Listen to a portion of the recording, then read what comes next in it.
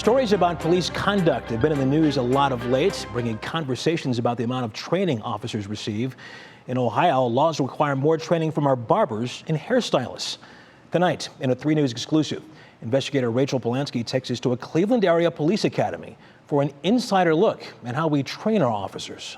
I can't breathe! Outrage over George Floyd's death has rippled throughout the country, invoking the Black Lives Matter movement, demanding police be held to account to be better. For this young black cadet from Cleveland, his own day of reckoning.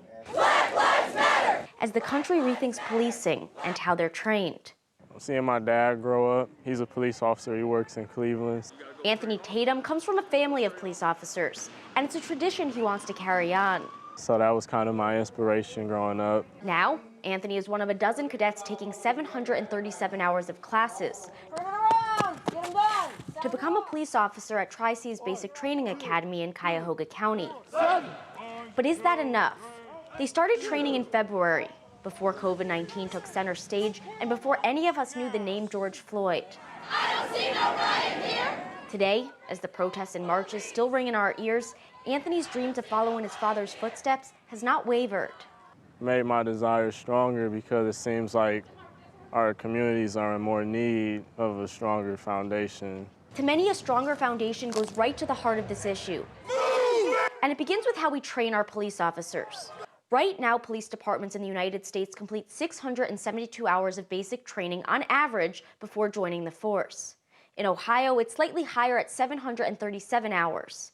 But when 3 News Investigates studied requirements around the world, we found the United States has the lowest police training requirements by far.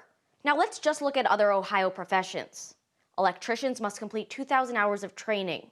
Barbers, 1,800 hours. And again, police officers, 737 hours. Can we do better? Absolutely. I brought these findings to Tri-C's Police Chief Clayton Harris. Everyone is concerned right now. Are police in the early stages? Are they the right people? Are they the ones going into this field properly? Is the training appropriate for what they're going to do when they're out there in the community? And my answer for that is all yes. Simply put, Chief Harris doesn't blame police brutality on a lack of cadet training, but he does think officers could use ongoing training once they're sworn in. It's not just more. You need it annually. It's something that needs to occur on a regular basis.